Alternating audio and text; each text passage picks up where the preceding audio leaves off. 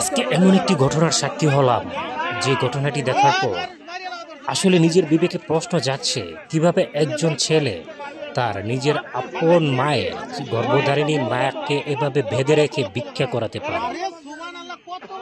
বুবা বৃদ্ধ মাকে এভাবে বেঁধে রেখে দীর্ঘদিন ধরে ভিক্ষা করাতো তার ছেলে। ঘটনাটি হচ্ছে বনানী সেন্টার মসজিদের সামনে। ঠিক এই মুহূর্তে পাবলিকের হাতে ধরা পড়ে তার ছেলে। মা কথা বলতে পারে না, সেই সুবাদে মাকে এভাবে বেঁধে শারীরিক পাশবিক নির্যাতন করে প্রতিদিনই করানো হতো ভিক্ষাবৃত্তি। তাহলে কি আমরা জাহিলিয়াতের যুগে পৌঁছে গেছি? যখন নিজের আপন ছেলের কাছে নিরাপদ নয় তার বৃদ্ধ মা, তাহলে কি আমরা ইসলাম থেকে সরে আসছি?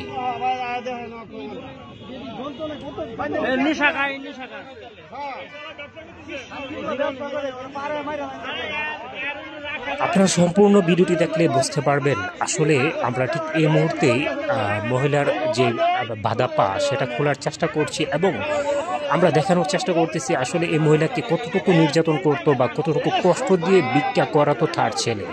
তার লেবাসটা কিন্তু পুরোপুরি একজন ইমানদার ব্যক্তির মতো, পুরোপুরি একজন হুজুরদের মতো তার লেবাসটা। তাকে কি করা যেতে পারে, তার কি ধরনের শাস্তি হওয়া বলে আপনি মনে করেন? অবশ্যই কমেন্টস করে জানাবেন। কারণ হচ্ছে একজন বুবা মা যিনি কথা বলতে পারেন না, তার উপর হচ্ছে তিনি বয়স্ক, তিনি বৃদ্ধ হয়ে গেছেন। এরকম বয়স্ক একজন মাকে, বুবা মাকে কিভাবে তারই নিজে গর্ভে ধারণ করা একটি ছেলে এরকম ভাবে পাশবিক নির্যাতন করে ভিক্ষাবৃত্তি করাতে পারে? আপনারা দেখতে পাচ্ছেন এখানে পাবলিক যারা রয়েছে তারা কিন্তু তার উপরে চরম খেপে গেছে এবং তারা এক প্রকার তাকে মারধর করারও চেষ্টা করছে। এটা দেখে আসলে যে কোনো বিবেকবান ব্যক্তির বিবেকে সায় দেবে। কারণ হচ্ছে এরকম ঘটনা মনে হয় না বাংলাদেশে এর আগে কোথাও ঘটেছে যে নিজের মাকে এভাবে বেঁধে রেখে দীর্ঘদিন ধরে ভিক্ষা করাতো কোনো তার ছেলে। তার উপর হচ্ছে মা কথা বলতে পারে না। যেহেতু মা কথা বলতে পারে না, তাই তিনি কারো কাছে এই বিষয়ে কিন্তু কমপ্লেনও করতে পারতো না। তার আসলে কেমন সাজা হওয়া দরকার? আমার দৃষ্টিতে, আমি যদি ব্যক্তিগত কোনো মতামত দেই তাহলে সেটি হচ্ছে এই টাইপের যারা সাইকো রয়েছে তাদেরকে আসলে দৃষ্টান্তমূলক শাস্তি দেওয়া দরকার। যেমন হচ্ছে তাদের আপনারা বুঝতে পারতেছেন আসলে তাদেরকে কি করা উচিত, তাদেরকে কি করা উচিত আপনারা বুঝতে পারতেছেন। আর আপনাদের আসলে ক্ষোভটা কি?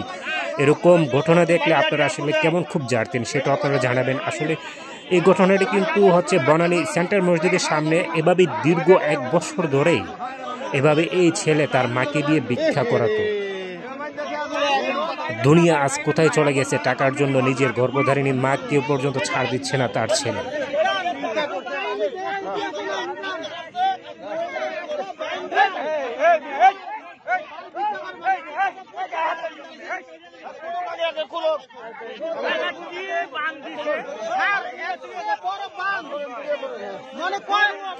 আসলে ঠিক কত বছর ধরে এভাবে বেঁধে রেখে মাকে দিয়ে ভিক্ষা করাতো সেটা এখনো নিশ্চিত নয়। সেটা একমাত্র তার মুখ থেকে শুনলে আমরা বুঝতে পারবো ঠিক কত বছর ধরে এভাবে মাকে নির্যাতন করছে।